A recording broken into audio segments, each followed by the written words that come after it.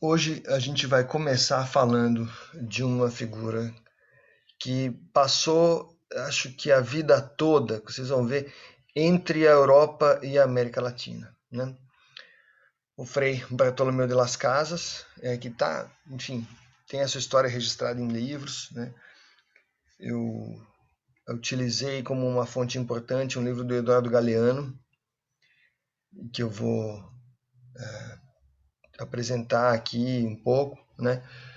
E também um outro livro que esse é um tesouro, assim, recente, que eu estou usando para algumas leituras para ajudar a gente nessa segunda parte, que é uma antologia de direitos humanos, né? Esse livro ele é um tijolaço da EDUSP, né?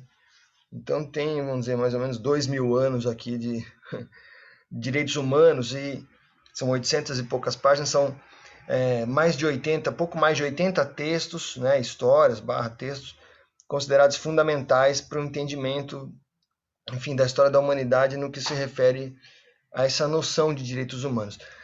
Lembrando que uma boa parte desse livro, quer dizer, quando a gente pensa até na Antiguidade, Idade Média, até o começo da Renascença, enfim, ninguém falava em direitos humanos. Essa expressão é uma expressão mais recente, né? Mas, retrospectivamente, estudando a história, a gente consegue identificar aquelas pessoas que já eram preocupadas com isso, independentemente de ter um nome, né? Estavam preocupados com os direitos das pessoas, enfim, queriam pensar formas de convivência mais harmoniosa, enfim, né? E talvez um dos exemplos, um exemplo antigo, mas que acho bastante relevante para a gente, é o Bartolomeu de las Casas, né? Aqui vocês vão ver que ele passa uma parte da vida, a parte boa da vida dele, percorrendo diversos países na América Latina, não chegou a vir para o Brasil, que eu saiba, porque ele ficou mais na América Central ali, pegou a parte mais para o norte da América do Sul, enfim.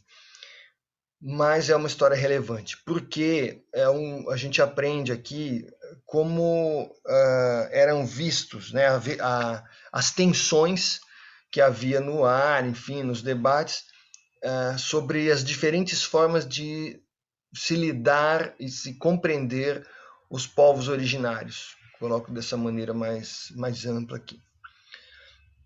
Bom, o Bartolomeu ele veio pela primeira vez para esses lados aqui, atravessou o oceano na segunda viagem do Cristóvão Colombo, né? Cristóvão Colombo chegou à América em 1492 e quase 10 anos depois houve uma segunda expedição com muita gente, né?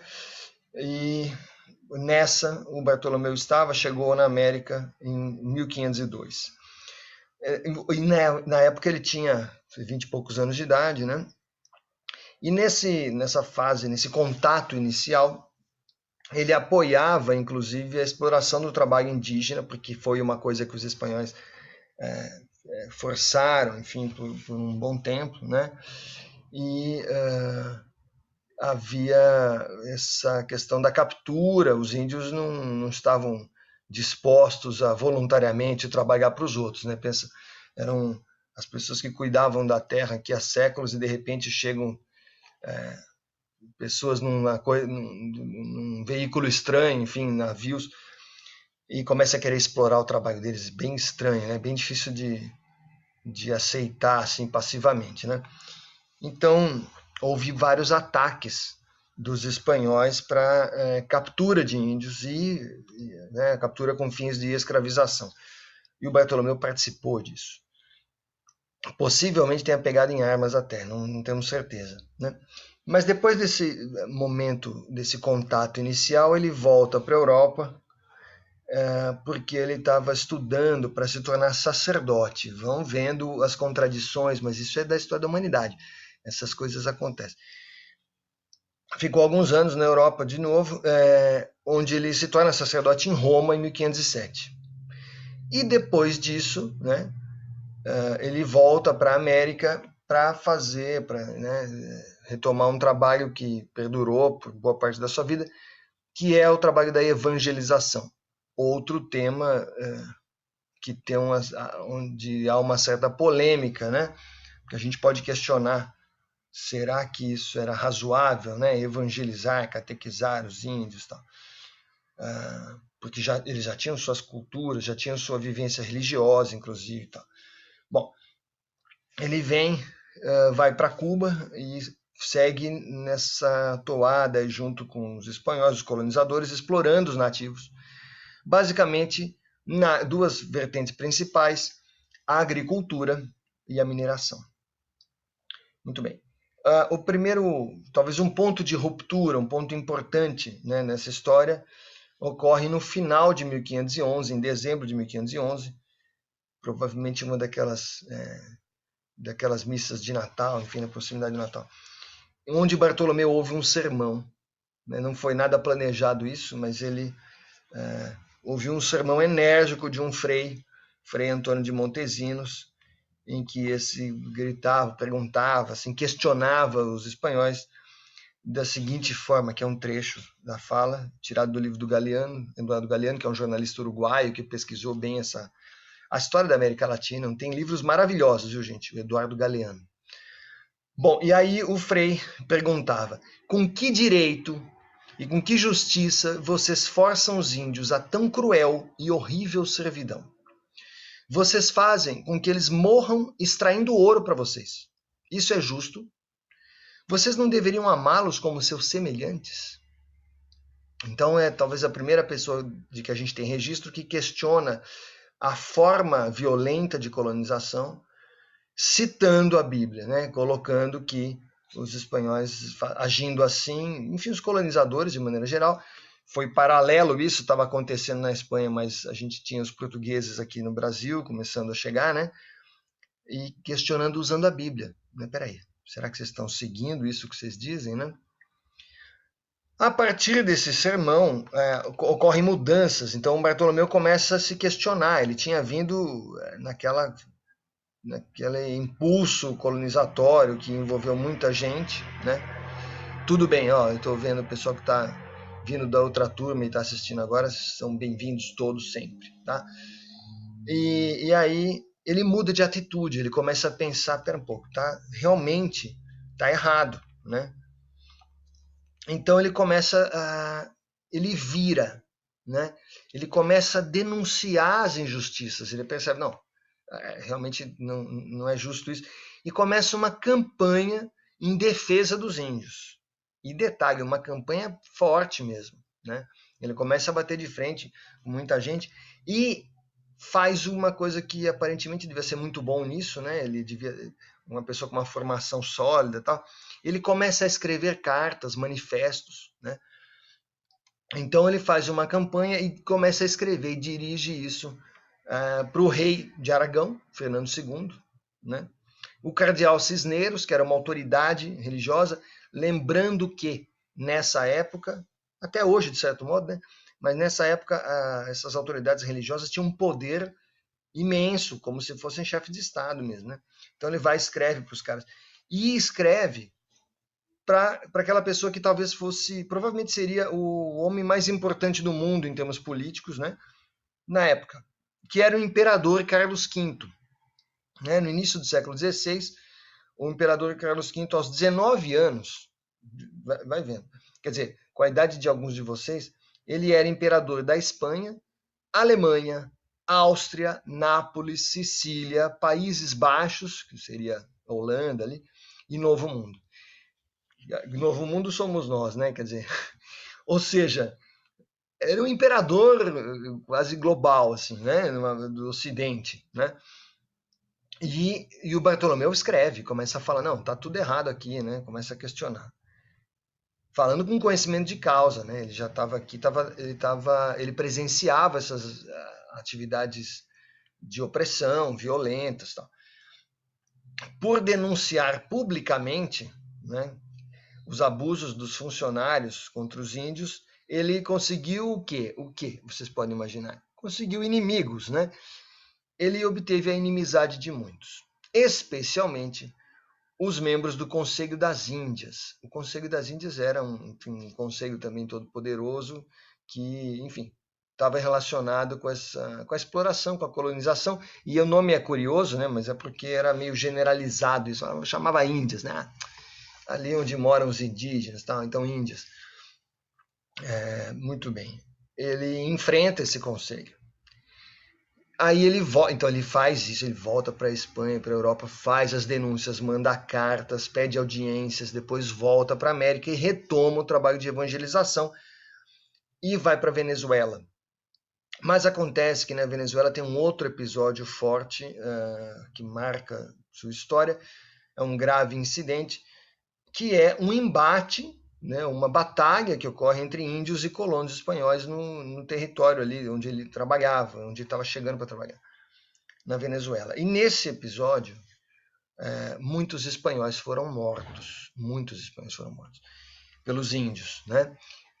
A gente tem que considerar que os espanhóis chegavam muito bem municiados com armas, enfim, porém os índios conheciam o território e não estavam dispostos a aceitar morrer à toa, né? Então, nesse episódio em particular, muitos espanhóis morrem e o Bartolomeu fica em situação meio delicada. Ele estava defendendo os índios e aí acontece isso, né? Após o incidente, ele entra para a ordem dominicana, né?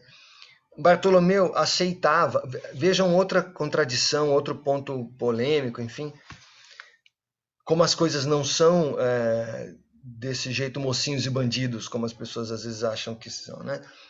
Então aqui, vida real, o Bartolomeu na época, ele aceitava, ele chegou a escrever cartas de manifestos dizendo assim, se os espanhóis, se os colonizadores quisessem escravos, precisassem de escravos, ele coloca assim, né?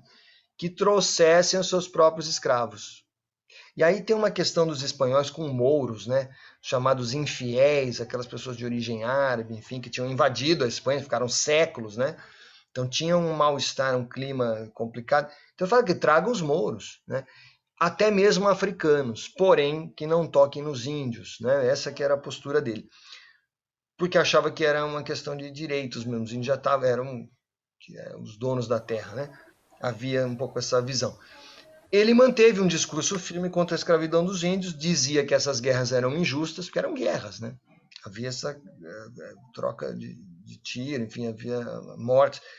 E com isso, ele vai aumentando a lista de inimigos, né? Ele enfrenta a oposição de vários teólogos, não só políticos, não só os colonos, mas também aqueles filósofos da igreja, os estudiosos, né? Os teólogos começam a questionar porque aqui entra aquela história das interpretações da Bíblia, que cada um vê de um jeito, e a gente vai entender daqui a pouco quais eram os pontos principais, né?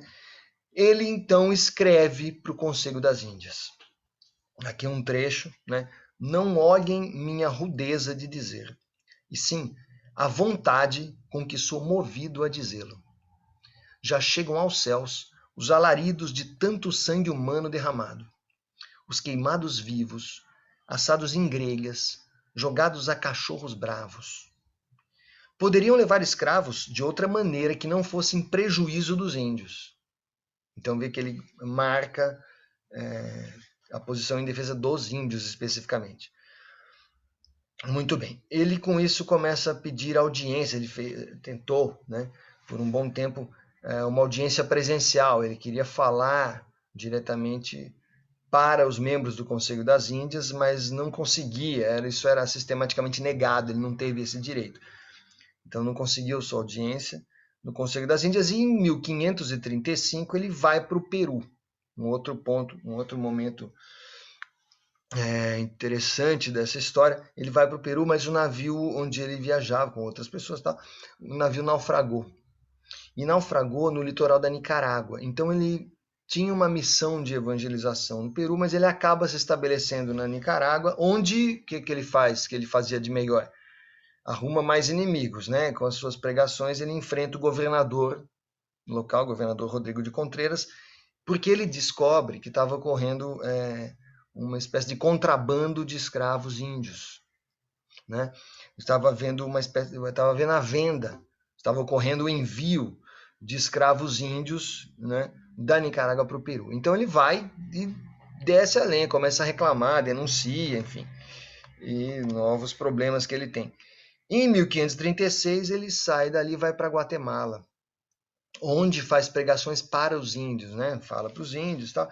E aí ele desenvolve uma ideia que vai se manter, ele vai defender isso em diferentes circunstâncias, que é meio curioso, né? Ele pensa com o objetivo principal de pacificação, que a convivência era violenta, né, entre os colonos e os indígenas.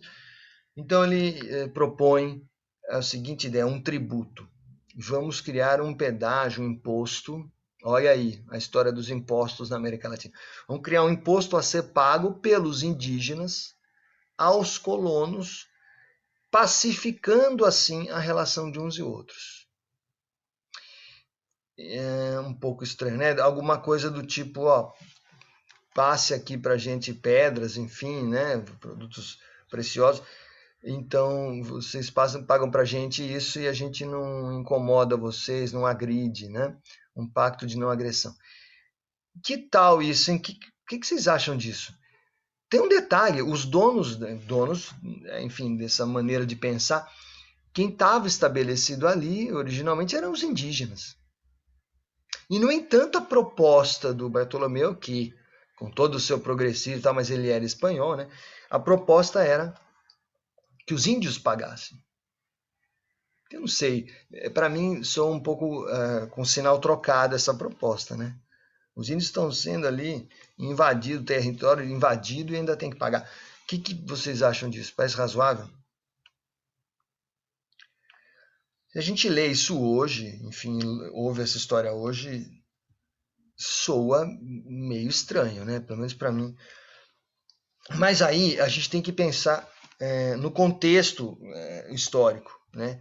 Qual que eram as discussões que estavam acontecendo, qual era o ponto de vista predominante, bem estranho, né? A Isabela está colocando descabido, eu acho totalmente descabido isso, né?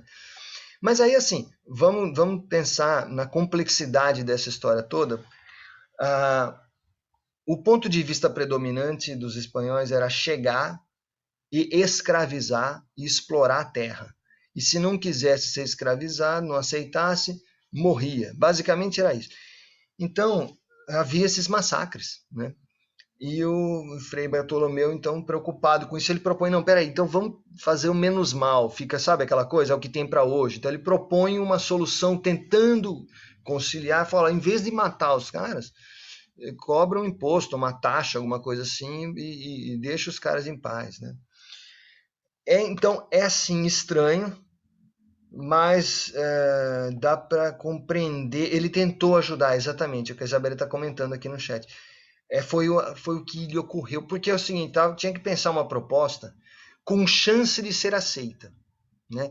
Então, inicialmente, lembra que ele tinha falado, tragam outros escravos, né? Que era também um pouco... Bom, dançou, né? Depois ele vem com essa proposta do imposto. Não, então peraí, então combina aí uma passagem de alguns materiais, alguns produtos preciosos das minerais, mas preserva os caras, né? Mesmo assim, isso é considerado, vamos dizer, progressista demais, é uma coisa revolucionária. Então os caras não gostam, né? Os colonizadores não querem nem saber, né? Querem explorar e não vai ficar pedindo nada, não é nem imposto, é porrada mesmo, né? Então, continua a tensão. Aí ele volta para a Espanha com essa campanha. Em 1540 ele volta a fazer os pedidos de audiência e ele consegue, 2 anos depois, fazendo suas pregações em terras espanholas, ele consegue ser recebido no Conselho das Índias. Finalmente, já tinha uns 10 anos que ele estava tentando, ele consegue audiência no Conselho das Índias. E fala. E ele devia falar bem. O que acontece nessa audiência é que ele impressiona o imperador, lembra? O poderoso imperador Carlos V, que estava presente lá. Então, ele fica muito impressionado e começa a dar razão, ele percebe, poxa, esse cara está falando com conhecimento de causa, né? Então, a partir desse momento, o imperador Carlos V começa a repensar certas normas, certas atividades. E ele vai publicando uma espécie de modernização, uma legislação que ficou conhecida como leis novas ou novas leis, dependendo da tradução. E os pontos principais dessas leis estão relacionados a uma restrição progressiva na escravidão dos índios. Então começa a colocar limites para isso, né? Mas o Bartolomeu acha pouco, né? Ele ainda continua insatisfeito, né? Ele conseguiu, é uma vitória, né? Mas ele acha que é pouco e que simplesmente com aquelas leis talvez as pessoas não soubessem exatamente o que estava acontecendo. Então ele publica uma obra. Eu vou só dar o título da obra e vocês vão ter noção do tom da coisa. Brevíssima relação de la destrucción de las Índias. Então é um relato detalhado, pormenorizado, testemunhal, das atrocidades que os descobridores, colonizadores estavam fazendo na América, né? Nessa obra ele acusa esses colonizadores de diversos crimes, de atitudes violentas, de massacre, enfim. É claro que essa obra gerou grande polêmica, né? Uma boa parte dos leitores, do pessoal que recebeu isso, e que estava na Europa, né? Não acreditou, chegavam a dizer que era algo exagerado, escandaloso, né? Se fosse hoje fake news, né? Só que não era, ele estava relatando mesmo, mas caiu em descrédito, enfim. Por outro lado, a obra era perigosa, porque colocava em questão as autoridades. Então, o que acontece? A obra foi censurada, foi proibida, né? E depois de vários anos ela foi republicada ainda clandestinamente. Ainda durante essa proibição, que durou décadas, tá? Essa obra começou a circular clandestinamente, de modo ilegal, então, em 1552, e vai se tornar um texto importante, mas as pessoas não falavam muito abertamente, não podia. Só teve repercussão geral mesmo quase 100 anos depois. Então, vocês podem imaginar o impacto de um texto que 100 anos depois estava sendo debatido. Isso é muito relevante, né? Bom, ele continua na sua estratégia de idas e voltas. Ele vai para a América, volta para a Espanha, vai para a Europa, enfim, ele percorre a Europa, né? Volta várias vezes à Espanha e vai defendendo os direitos dos índios. E começa a falar, inclusive, dos direitos políticos. Ele fala, pô, esses caras, eles têm organização política também, nós não podemos desprezar isso. Porque os colonos chegam, os colonizadores chegam querendo impor um sistema político, mas eles já têm suas formas de governo, eles se organizam, né? Ele viaja pela América Central nesse trabalho de evangelização e é perseguido sistematicamente pelos colonizadores por onde ele vai, nos seguintes lugares, assim, sabe aqueles pontinhos do mapa, né? A trajetória dele em São Domingos, Peru, Nicarágua, Guatemala e aí um ponto importante, o México, né? Em 1543 ele se torna bispo em Chiapas, no México. E nessa época estavam saindo as leis novas do imperador Carlos V, né? Uma dessas leis importantíssima, né, que impactava muito na América, dizia o seguinte, que os filhos dos conquistadores, pensa bem, a colonização começou no final do século XV, começo do século XVI, 1500, por aí. Então, em 1543, aqueles caras já estavam velhos, estavam morrendo, e seus filhos estavam herdando essa atividade, enfim, essa exploração. Então, a lei impunha limites aos filhos dos conquistadores, dizia que encerrava, acabava com a herança de escravos. Então você não pode mais herdar os escravos índios dos seus pais. É proibido. Então, se o pai morreu, o colonizador morreu, o índio está livre, não pode seguir escravo.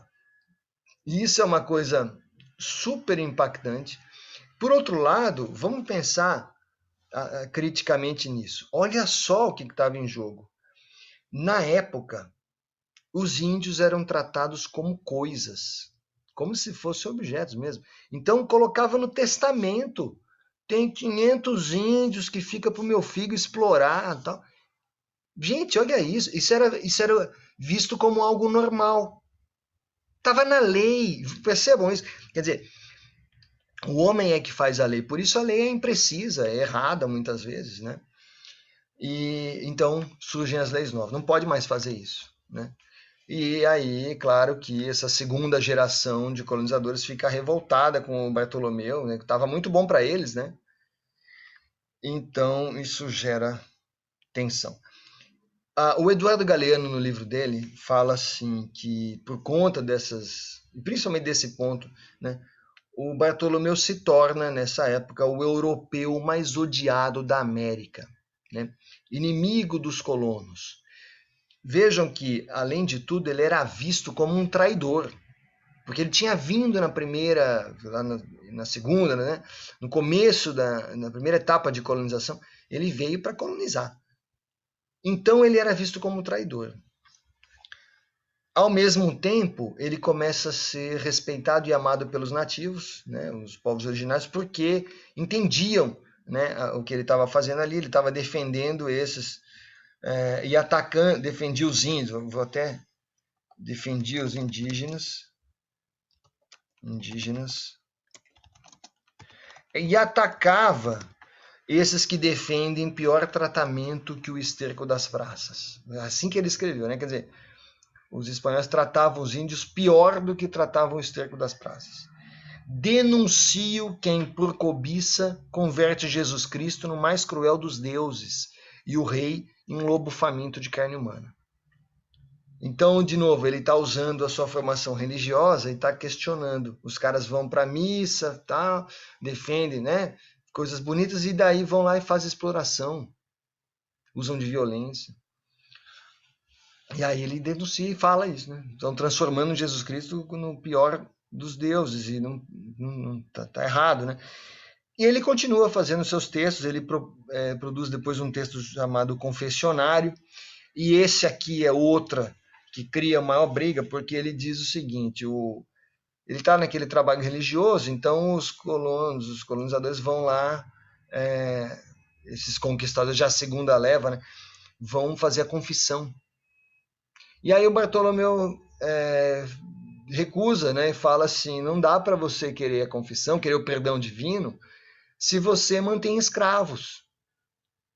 Pensa no contexto da época, o choque que era isso. Então ele dizia assim: vocês primeiro libertem todos os escravos e depois vocês vêm na igreja pedir perdão. Tá entendendo o drama? Então ele fala para os caras isso, né? Ele diz que se vocês não libertarem os escravos, vocês não podem ser absolvidos. Não adianta só confessar e querer perdão e continuar fazendo errado, né? Então, é óbvio que os colonos não aceitam isso. E aí, usando dessa vertente do seu pensamento religioso, um Bartolomeu ameaça, não podia enfrentar em armas, né? Então ele fala assim: tudo bem, se vocês não aceitam, eu também não aceito a confissão de vocês, e vocês serão excomungados, ou seja, serão expulsos da igreja. E o pessoal não dá muita bola, né? Enfim, mas ele cria mais inimigos, a coisa vai ficando cada vez mais tensa, e com o passar do tempo, começa a haver uma espécie de sabotagem. Então ele tinha sido enviado, né, pela igreja, mas os poderosos locais começam a boicotar, não a igreja, o Bartolomeu pessoalmente. Então tudo que ele pede não tem dinheiro. Ele tinha feito voto de pobreza, ele andava descalço, enfim. E para ir de um lugar para o outro, não tinha verba para viagem, não tinha cavalo, enfim, começam a negar as coisas. Tem um trecho que é muito curioso, do mensageiro da cidade real de Chiapas, 1545, por aí, onde é um despacho, o cara fala assim, ó: não há verbas para pagar as viagens deste bispo. Ele era bispo, né? Usem moedas dos enterros. Que era uma coisa ofensiva. Porque os enterros, né, quando havia um falecimento e tal, e havia coleta de moedas, enfim, esmola para a igreja e tal. E aí, não, usa esmola para esse cara. Não vamos ficar financiando viagem para pregação, onde ele denuncia violência. Deixa esse cara quieto. Então, houve várias tentativas de calar a boca, né? E ele fazia, como diz um amigo meu muito ironicamente, né, dizendo assim: o negócio é a gente não ficar parado muito tempo num lugar, porque é mais difícil de acertar um alvo móvel, né? Então ele fica um pouco aqui. Bom, em Chiapas foi problemático. Em 1546 ele saiu praticamente foragido, não dava mais. Ele ia ser vítima de algum atentado se ele continuasse por ali. Então ele se muda ainda no México, ele vai para a capital, vai para a cidade do México mesmo, mas no ano seguinte ele acaba voltando para a Espanha, onde ele retoma a sua luta por direitos humanos naquela toada de fazer as cartas, fazer essas palestras e tal. E ele buscava, ele queria debates, ele propunha debates. Não, vamos discutir, vamos debater. Ele queria fazer debate público, né? Interessante. Ou seja, era uma pessoa religiosa, mas que desenvolveu claramente uma atitude política, vocês percebem? E é considerado um dos precursores, no nosso viés aqui latino, né? Íbero, né, americano, um dos precursores da noção de direitos humanos. Que ele defende muito, ele coloca os direitos dos indígenas, né? Aí ele publica, continua publicando seus escritos e publica um que também é forte, onde ele fundamenta toda a sua filosofia, sua ideia, e esse material se chama Em Defesa dos Índios, né? Esse texto é considerado um dos 80 textos mais relevantes em direitos humanos. E é claro que essa defesa dele é combatida por muitos. Agora eu vou ler para vocês, nesse livrão aqui, eu vou ler alguns trechinhos que eu separei desse documento, né? Então ele começa direcionando, como era comum, as coisas eram escritas muitas vezes na forma de carta. Então escreve ilustre rei, ilustre príncipe, ele faz o direcionamento e começa dizendo: julguei aconselhável trazer atenção de Vossa Alteza, que chegou a minhas mãos, daí vai falando, né? Ele comenta, já marcando de cara uma oposição, ele fala de um outro teólogo, de um outro estudioso, que é o Sepúlveda, que teria escrito um documento justificando as violências contra os índios. Veja, um religioso tinha feito isso. E ele diz que a guerra contra os índios seria justificada desde que as leis de guerra fossem observadas. Então Bartolomeu fala, pera um pouco, está errado, né? Os seus primeiros arautos não são pastores, são saqueadores. Não são pais, mas são tiranos. E aqueles que professam essa fé são mais ímpios, cruéis e impiedosos na sua inclemente selvageria. Ou seja, o Bartolomeu utiliza aqui um argumento, ele utiliza a inversão. Era comum os europeus referirem-se aos indígenas, não só, enfim, os povos de outros lugares eram vistos como bárbaros, né? Usavam muito isso. Selvagens e bárbaros, que eram palavras que eram usadas para diminuir mesmo, né? Claramente. E ele coloca aqui, ao contrário, os colonizadores é que têm uma inclemente selvageria. Aí ele discute a questão do que é bárbaro. Então, em primeiro lugar, bárbaro seria alguém cruel, desumano, selvagem, impiedoso e que age contra a razão humana. E vai questionar, mas quem é que está fazendo isso? São indígenas? Segundo, aqueles que não têm língua escrita, não têm uma linguagem falada organizada, mas os indígenas têm. Terceiro tipo de bárbaro, aquele que tem caráter malévolo e perverso, né? Não tem governante, leis, instituições. Mas os índios têm sua organização política. Não são perversos, são amistosos, ele coloca. Somos ordenados pela lei divina a amar o próximo como a nós mesmos. Porém, aquele que deseja que grande parte da humanidade seja de tal modo que, seguindo os ensinamentos de Aristóteles, eles citam muito Aristóteles, chamado o filósofo, né?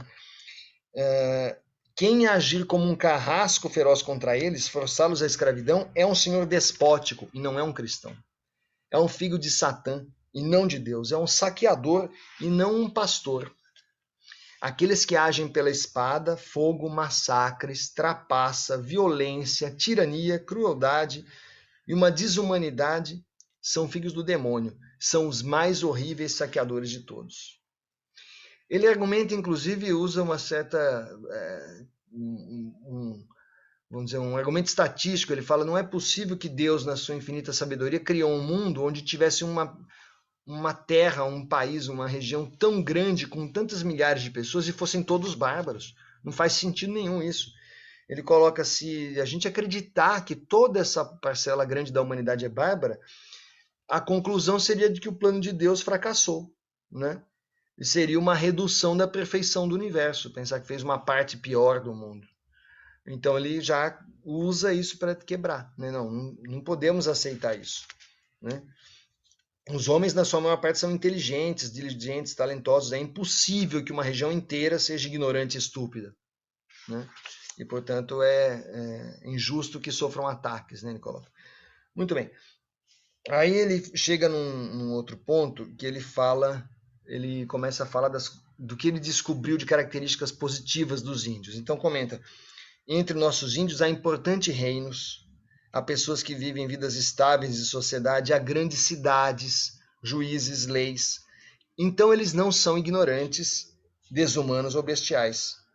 Ao contrário, muito antes de ouvirem as palavras espanhol e conquistador, eles tinham estados organizados, tinham leis, religião e costumes próprios, cultivavam a amizade. Não eram povos de guerra, eles estavam ali de boa, só que de repente foram assacados, enfim, foram agredidos, né? Ele coloca que os índios eram tão habilidosos na arte mecânica que com todo direito deveriam inclusive ser postos à frente de todas as nações do mundo nesse aspecto.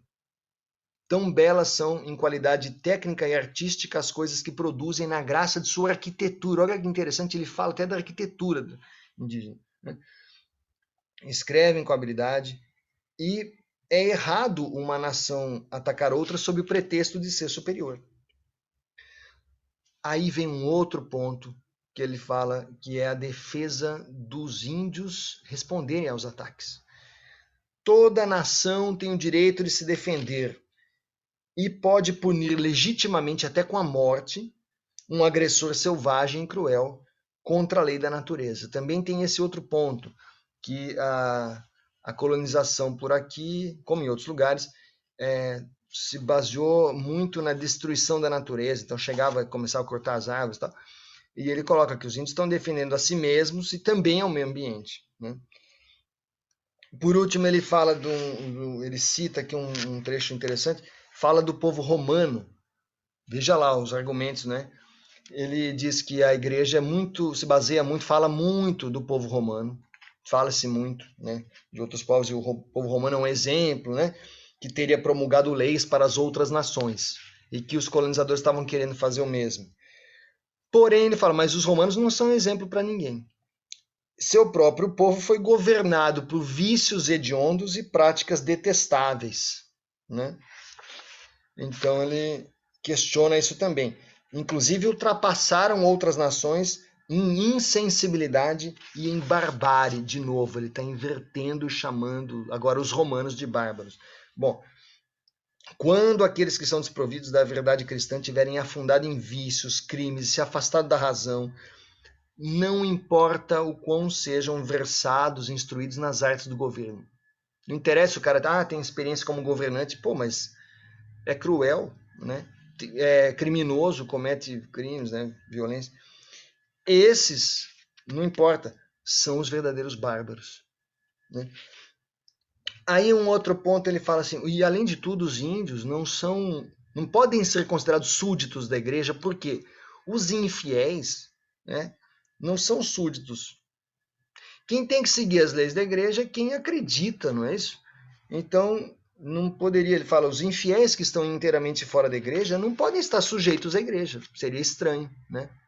A mesma coisa que um índio querer punir alguém, enfim, que não rezasse para os seus deuses, tá? Algum ocidental que chegasse lá. Então é um pouco estranho, né? De certo modo, ele está defendendo aqui o direito, um precursor nesse direito da diversidade religiosa, né? Coloca isso. E ele finaliza dizendo dos povos, fala dos judeus, né, dos sarracenos, né, e diz, a igreja não pune a descrença dos judeus, mesmo aqueles que vivem em territórios cristãos, né? Então, como é que vocês vão querer punir um povo e não punir o outro? Então ele diz, um argumento de paz que vale para o maior, respeito, a diversidade, tem que valer também para o menor. Então, se vocês acham que os índios são menores e inferiores, né, vocês têm que manter a coerência do argumento, né? Se os outros povos têm direito, os índios também têm, né? Bom, esse é um documento bem detalhado e dali o que acontece é que ele consegue, é uma espécie de provocação, e com isso ele consegue a atenção do Sepúlveda, que era o teólogo, né, o braço aí da igreja que defendia a colonização do jeito que estava acontecendo. E aí acontece uma coisa incrível, gente. Nós veja, embora seja um embate ideológico, político, era algo que acontecia no seio da igreja. Então não tinha eleição, não estava se disputando, não era uma campanha eleitoral. Portanto, não é como aqui que a gente tem 6 meses de campanha, 1 ano às vezes, tá? O que aconteceu lá na Espanha foi uma série de 3 anos seguidos de debates, sequências de debates. De um lado, o Bartolomeu, e do outro lado, Juan Ginés de Sepúlveda. E isso ficou super famoso, as pessoas iam ver o embate, no que será que vai dar hoje, né? Ficou uma espécie de Palmeiras e Corinthians aí, teológico. E aconteceu entre 1549 e 1551, essa série de debates. Eles pensavam muito diferente, né? E Bartolomeu, nesse longo embate, ele defendeu os seguintes pontos. Primeiro, se todos os homens são criados à imagem de Deus, então não pode ter escravidão. Como é que um semelhante pode escravizar outro? Né? E com isso ele combate a ideia do Sepúlveda e de muitos outros. Mas esses caras são pessoas inferiores. Discutia, dizer que não tinha alma, sabe aquelas conversas? Então ele diz, não, peraí, são todos criados à imagem de Deus. Segundo, e aí começa a criar um atrito, inclusive em termos do imperador. O imperador estava até certo ponto respeitando, né, Bartolomeu, mas ele coloca assim, o imperador não é dono das propriedades dos indivíduos, ele é só governante. Então as nações indígenas, elas podem ter autonomia, elas devem ter autonomia, submetendo-se ao império apenas pelo pagamento de tributos, é aquela ideia dele, né? Terceiro, os indígenas não são bárbaros e selvagens. E dizendo isso, Bartolomeu combatia a tese do Sepúlveda, né, que apresentava uma tipologia. O Sepúlveda dizia que tem vários tipos de bárbaro, e descrevia. E o Bartolomeu, como a gente viu, ele dizia que os bárbaros são os colonizadores. 4. Pecados contra a natureza e infidelidade a Deus não são causas para a guerra contra os índios, né? Bartolomeu compreendia as manifestações culturais indígenas como uma forma de religiosidade, que poderia ser modificada pela persuasão e ao longo do tempo, né? Mas nunca pela força. Então, se você quer converter um índio à sua fé, você conversa com ele e tente mostrar seus pontos, né?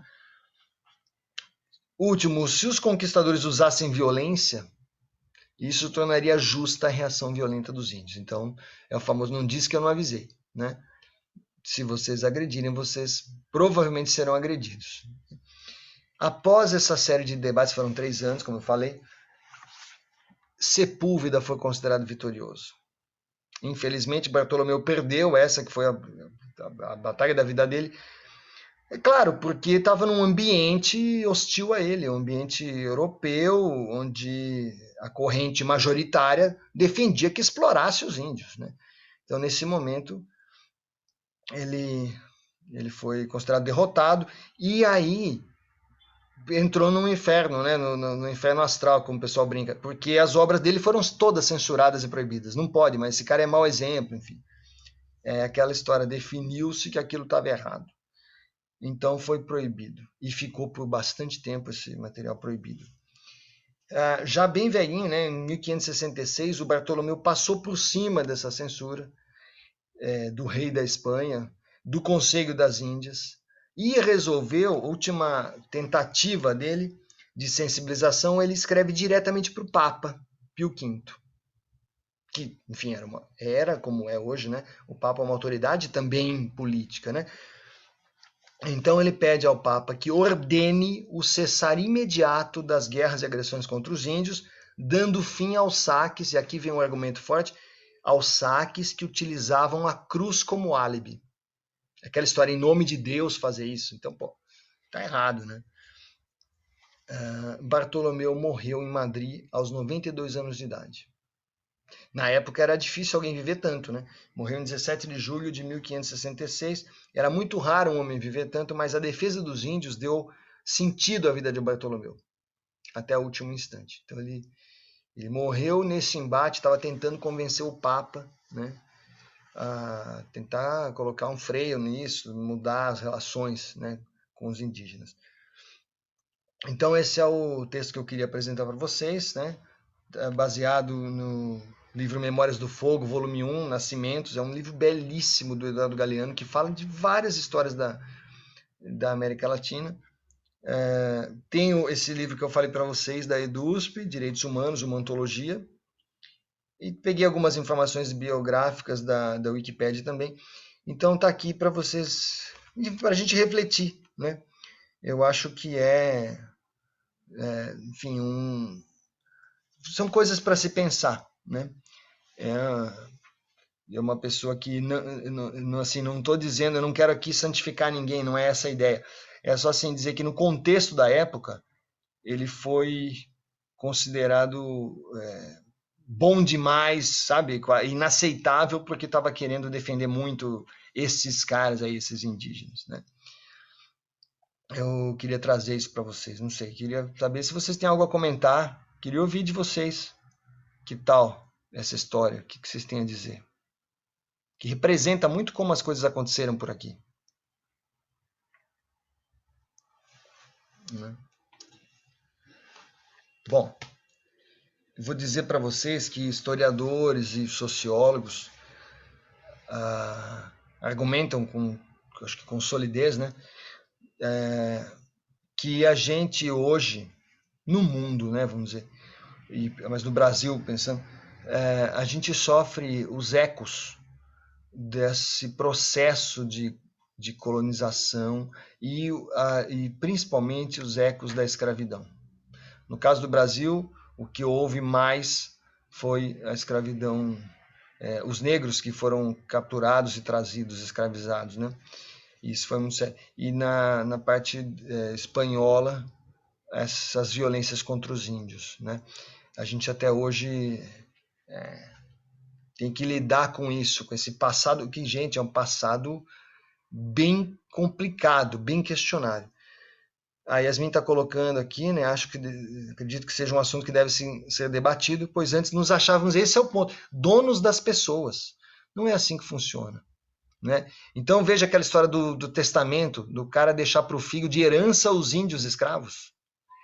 Gente, tudo bem, respeitadas as proporções e o tempo, quantas vezes a gente lida no dia a dia com situações em que as pessoas se acham donas das outras ainda hoje? Não estou nem falando de escravidão propriamente dita, mas relação de poder mesmo, né? A gente vê questões que geram até feminicídio. Ontem os jornais estavam terríveis, né? Eu fiquei um tempo sem ver jornal na TV, e aí uns dias... Ontem eu fiquei chocado, era só violência, né? Uma pessoa que acha que tem poder sobre a vida do outro, né? Decidir a vida... Então, é uma cultura de violência que a gente tem.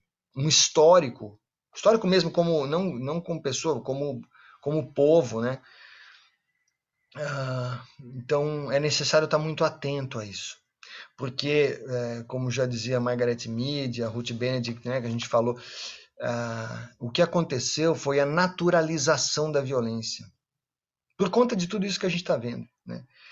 E aí tem essa questão de quem é dono de quem, não dá, né? Outra coisa, né, gente? Eu costumo dizer nessa questão das terras, que era uma coisa importante na colonização, o homem é da terra. Não é a terra que é do homem. O homem não é dono de nada. Né? Então, essa coisa da posse é para a gente questionar. Né? A diferença entre posse e usufruto, enfim, são temas, né, que vocês veem que tem pelo menos 500 anos de debate aí só para a gente pensar em América. Né? Muito bem. Eu estou olhando aqui do meu lado, tem um livro do Gessé Souza, que é um sociólogo brasileiro que discute isso, e ele chama esse livro que ficou famoso, né? chama A Elite do Atraso, onde ele fala que, basicamente é isso, os poderosos brasileiros, né, até hoje têm essa mentalidade forjada nesse histórico de violência contra os mais humildes, né? Muito bem. É para a gente pensar, para a gente ficar atento, para a gente denunciar. Acho que fica, eu vejo como um exemplo interessante da história do Bartolomeu, né? Um cara que não, não se acovardou, né? Teve a decência, a coragem de se posicionar diante de todas as autoridades. Sofreu um monte por conta disso, mas foi fiel ao que acreditava até o final, né? É isso que tem muito. E pois então, que a Yasmin está colocando. E ainda hoje, isso é chocante, ainda hoje a gente tem denúncias de trabalho escravo, né? E detalhe, pois é, no mundo todo, mas também por aqui perto, viu?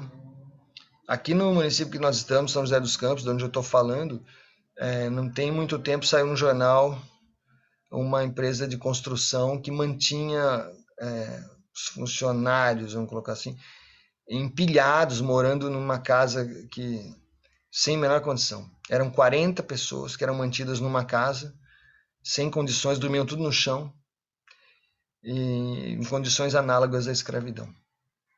Vários problemas trabalhistas, né? O cara assinava o contrato com um salário base que não é o permitido aqui, o salário é muito inferior.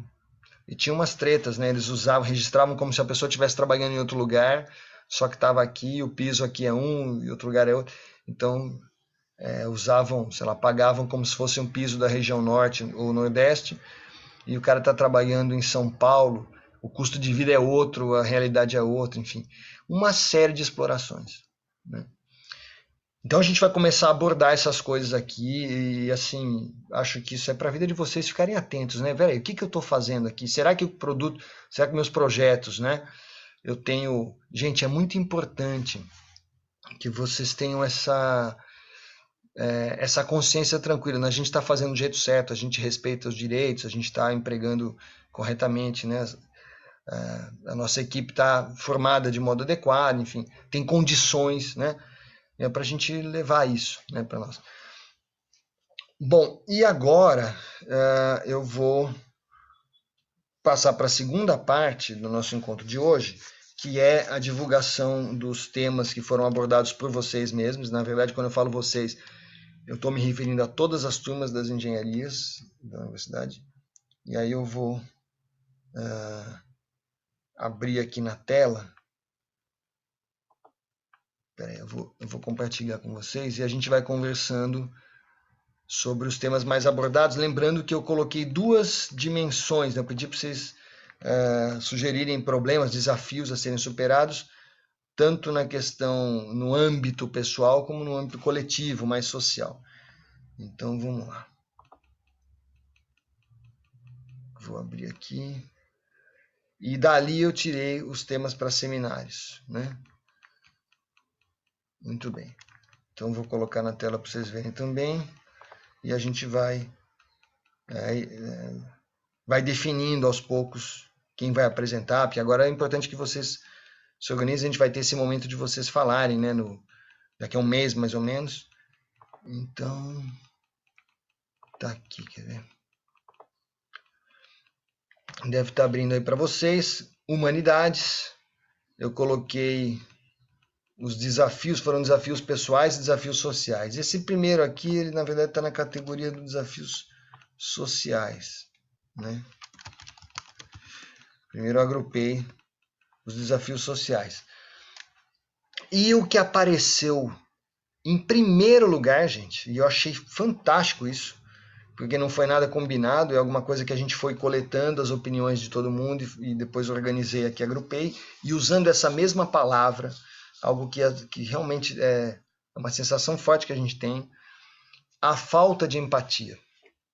Nesse contexto de crise econômica, de problemas diversos, né, aqui na nossa realidade nacional, um ponto que foi muito abordado é a falta de empatia. Aquela falta de companheirismo, a pessoa não conseguir se colocar no lugar do outro, né? As diferenças de condições, enfim. Outro ponto que apareceu com destaque foi a exclusão social. E aqui eu agrupei as pessoas que falaram que estavam muito preocupadas com a fome, com a situação da população de rua e tal. Então entra como exclusão social. Um terceiro ponto abordado foi a preservação ambiental, colocado assim vago, né? Mas a gente de fato tem vários subtópicos aí, vários subtemas para abordar. Por exemplo, desmatamento, né? O Brasil, esses últimos 2 anos, foi bicampeão da pior coisa que tem, né? Em desmatamento. A gente aumentou absurdamente. E também a gente discutia a produção de resíduos, que é alguma coisa que afeta bastante as engenharias, um ponto importante para avaliar. Em seguida, um outro ponto que foi muito abordado foi a falta de socialização. Claro, a gente está vivendo, isso está sendo prejudicado também pelo contexto de tentativa de isolamento social, da gente tentar, por uma questão da pandemia, né, os contatos restritos, mas que dificulta o desenvolvimento dessa capacidade de socializar, de trabalhar junto. É por isso que eu acho que vai ser muito bom trabalhar em grupo, nesses seminários que vocês vão fazer. Aí, um outro ponto abordado com toda razão foi o desemprego, né? E outros temas que foram menos citados, mas que apareceram, foram a falta de cuidados sanitários, falta de políticas públicas, na verdade essas coisas estão próximas uma da outra, mudança de hábitos sociais, perspectivas para o futuro, e que, na verdade, a gente pode dizer que é a falta de perspectivas para o futuro, isso que é a problematização, né? E outros temas, né? Então, isso na parte social. Tá? Então, não sei para onde que vai o Brasil, não sei para onde que vai o mundo, então são enfim, preocupações, né? E a gente registrou isso, foram falas de vocês, na verdade foram quase 140 alunos aí que abordaram esses tópicos, e agora eu vou para aqueles que estão originalmente agrupados como tópicos mais pessoais. Já vou abrir aqui, deixa eu ver o que o pessoal está comentando, né? Tá? Isso é igual. Os temas de todas as turmas eu juntei. Eu fiz essa estatística para ficar mais relevante, eu coloquei todas as turmas, todos os alunos, e aí fiz um levantamento para todo mundo, né, para a coletividade. Então é o que pensam os alunos da engenharia hoje nesse contexto. Agora, mas esse ainda não, eu fiz uma adaptação para os temas do seminário, só um minutinho que eu já vou chegar lá. Agora os pontos pessoais, desafios considerados pessoais pelos alunos. E, em primeiro lugar, manter a saúde mental. Bastante relevante também. Segundo, medo. Medos variados. Medo é uma coisa vaga, né? Todo mundo tem medo de alguma coisa. Então, o que foi mais mencionado? Medo da morte e medo do contato com os outros. Lembra a síndrome da gaiola que a gente comentou outro dia. Tensionamento das relações familiares. Foi um ponto comentado. Tem que conviver muito com a família, isso é bom, mas também gera tensões, né? Esfriamento das relações pessoais, está todo mundo estressado, enfim, e com isso aumenta as discussões, começa a criar esse esfriamento, o distanciamento também, né? A insegurança foi abordada e outros temas citados, ansiedade, depressão, e olha aqui de novo a falta de perspectivas, então está parecido. Teve gente que citou falta de perspectivas como se fosse algo pessoal, e outros entenderam isso como um problema social. Então, solidão também foi mencionado e outros temas.